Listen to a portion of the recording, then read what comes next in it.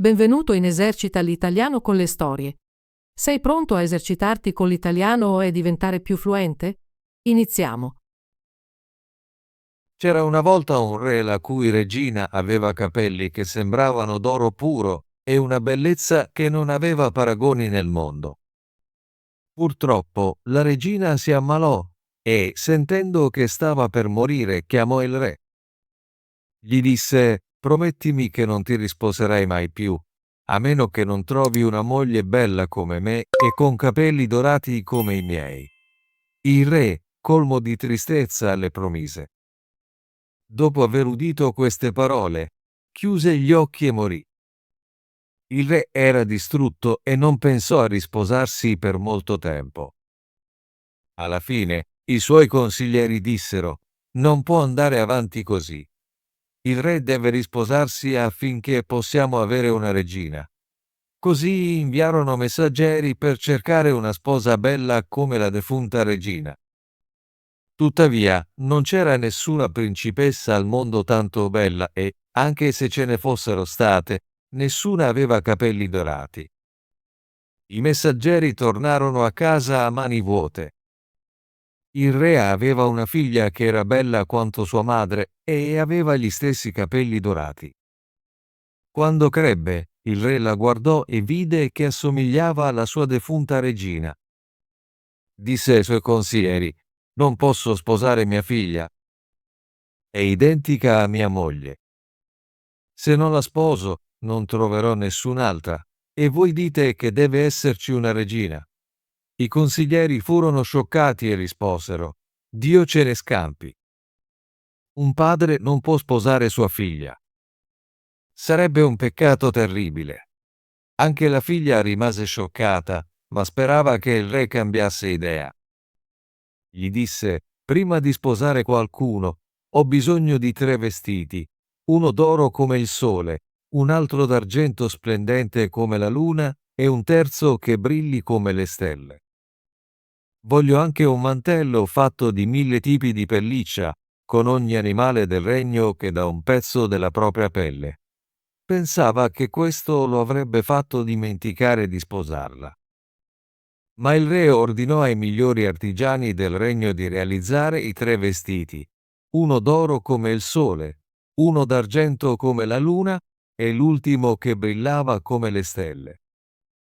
Ordinò anche ai suoi cacciatori di raccogliere le migliori pellicce da tutti gli animali del regno e realizzarono il mantello di 1000 pellicce. Quando tutto fu pronto, il re glielo inviò. Ma quella notte, mentre tutti dormivano, lei si alzò, prese 3 dei suoi tesori: un anello d'oro, una collana d'oro e una spilla d'oro, inscatolò i vestiti in un guscio di noce, si avvolse nel mantello di pelliccia e si sporcò il viso e le mani di fuliggine. Pregò per un aiuto e partì, viaggiando tutta la notte fino a raggiungere una grande foresta. Era molto stanca, così si sedette in un albero cavo e presto si addormentò fino a mezzogiorno. Il re che possedeva la foresta stava cacciando con i suoi cani. Questi trovarono l'albero, annusarono intorno, girarono in cerchio e abbaiarono. «Guardate bene», disse il re ai suoi cacciatori. «Vedete che tipo di preda c'è?» Quando i cacciatori arrivarono all'albero, tornarono e dissero: «C'è una strana creatura nell'albero cavo, con una pelle che sembra fatta di 1000 tipi di pelliccia, ma sta profondamente dormendo». Il re disse: «Cercate di prenderla viva, e la porteremo con noi». I cacciatori la presero con cautela e si svegliò spaventata. Disse: «Sono una povera ragazza senza padre né madre. Vi prego, abbiate pietà e portatemi con voi». Risposero: «Sì, Catskin, puoi aiutare in cucina, puoi pulire e fare altre faccende». Così la posero in una carrozza e la portarono al palazzo del re. Le mostrarono un angolo piccolo sotto le scale dove non entrava luce e dissero: «Catskin, puoi dormire qui». Fu mandata a lavorare in cucina, dove doveva raccogliere legna e acqua, accudire il fuoco, spennare i polli, raccogliere le erbe, setacciare le ceneri e fare tutti i lavori sporchi. Per molto tempo, Catskin visse triste. «Oh, bella principessa», pensava. «Cosa ti accadrà ora?» Un giorno ci fu un banchetto al castello del re e chiese al cuoco: «Posso andare a vedere cosa succede?» «Starò dietro la porta». Il cuoco rispose: «Sì, ma sii di ritorno tra mezz'ora per pulire le ceneri».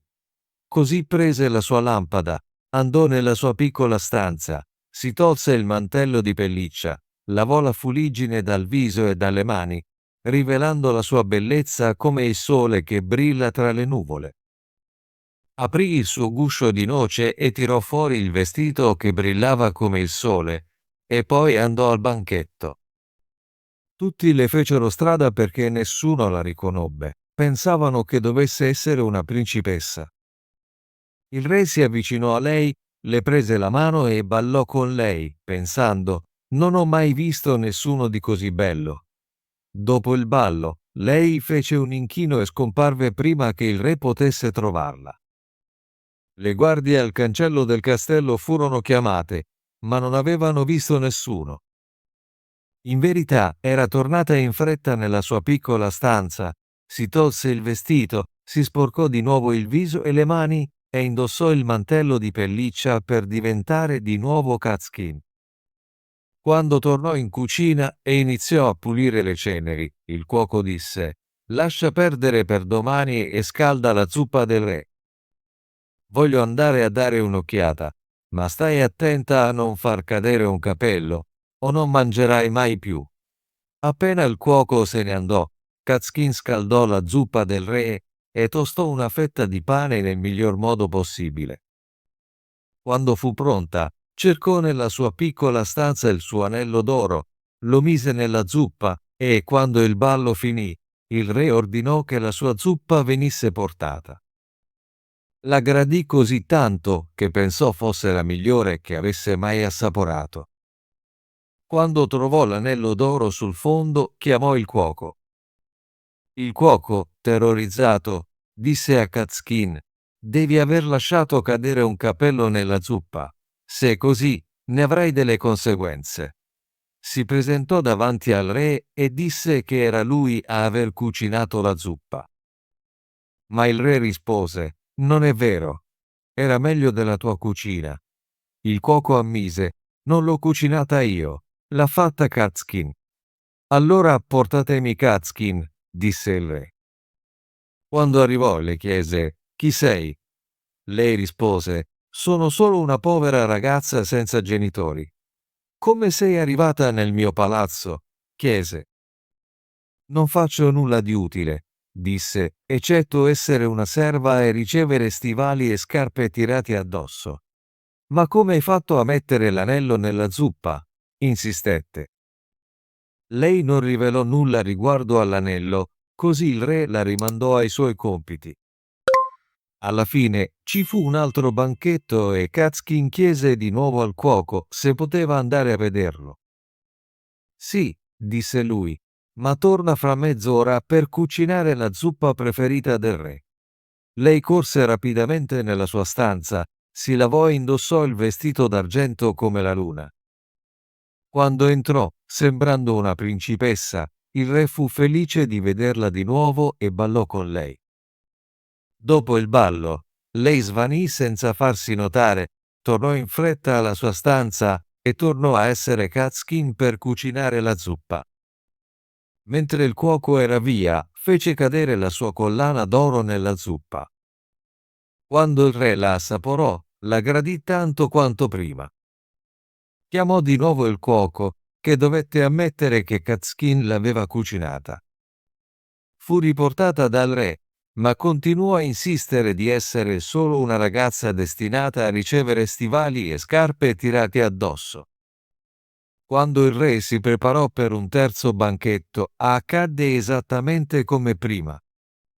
«Devi essere una strega, Catskin», disse il cuoco, «perché metti sempre qualcosa di speciale nella tua zuppa». Ma la lasciò andare di nuovo.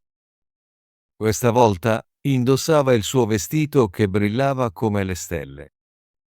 Il re ballò con lei ancora una volta, pensando che fosse la più bella di tutte. Mentre ballavano, lui le infilò un anello d'oro sul dito senza che lei se ne accorgesse e ordinò che la musica continuasse a suonare. Dopo che il ballo finì, cercò di tenerle la mano, ma lei scappò e corse tra la folla, scomparendo dalla sua vista. Si affrettò a tornare alla sua piccola stanza, ma questa volta si prese troppo tempo e non ebbe modo di togliersi il bel vestito. Invece si mise sopra il mantello di pelliccia e, nella sua fretta, non si sporcò completamente le mani di fuliggine, lasciando un dito bianco.